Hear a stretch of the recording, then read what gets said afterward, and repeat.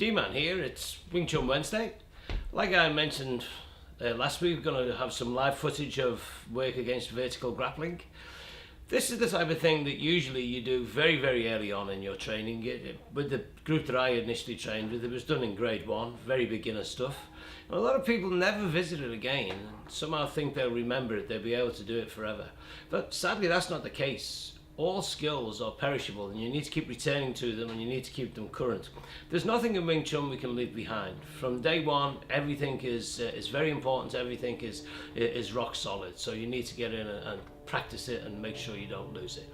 So we'll have a little look at these and hopefully they'll be of use to you. In Wing Chun we tend to attack straight down the middle. This has got a lot of really good advantages for doing this, but it's also got a few disadvantages. If I don't really get the upper hand, I'm going to be in a very bad position where somebody can very easily grab me. So if I'm in this position and Sam's throwing a punch at me and I've stepped in and hit him, bang, he's likely going to come and grab me here, and this is how we'll end up in a grappling. He grabs around my neck and suddenly I'm in big trouble. So one of the things we really must do at all times is maintain our spine nice and straight, maintain the small anal contraction and maintain my navel coming in. This should make my structure that much more firm, should make it almost impossible for him to bend me. So we have a similar situation again. So we're here, bang, he's falling over trying to grab me, and he's just pulling me in. And now it's basically just chisao. He's just going to be pulling me in all the time because of my stretching up through my spine and because of my contraction. If I should end up down here and he's got me here, then I have to think of Bulji, and it's as if I'm coming up inside of him. I'll go through this movement separately later and show you what I mean. But it's the last section from Bulji, so he's pressing down on me, and I'm actually here. And you can see how it actually knocks him away, actually breaks his structure.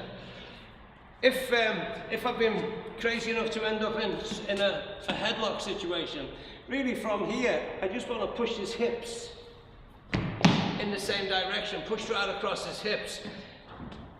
This will now start to get stretched, it'll get a lot bigger. So Sam's grabbed me around the neck, I'm here, I'm just going to push him out and I'm free, and I'm back in and I'm taking a good position and I'm back in the other side. Most of our grappling will be these situations. You'll grab one hand or something, pull you in. This is where we're going to be, so good structure is going to get us away with it.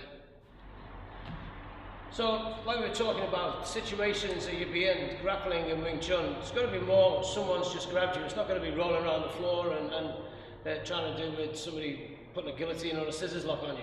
So, somebody's grabbed you by the hands.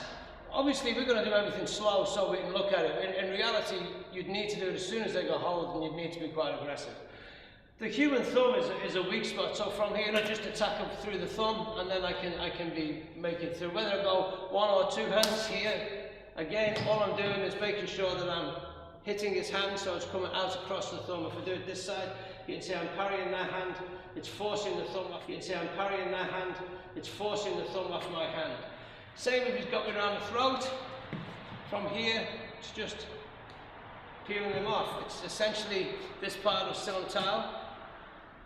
The forearm is actually coming in naturally in the shape of the Tan Sao, so this is what's doing it. So when it's there, it sounds like hold quite tight, just have it out there. It doesn't matter where his arms are. Trying to come to the middle, works against him. I can turn him round with a Hun Sao. I can get in and start attacking and taking control of the situation. Again, from this situation, I can look at just pressing him down with my hand to free that. Any neck grabs can also be dealt with almost from chisao, just dropping down, bong sao, tan sao on the inside is going to pretty much break any grip. These things do need to be done pretty quick, so if I'm here and he's grabbed on, it has to be here, and then you can be making everything happen.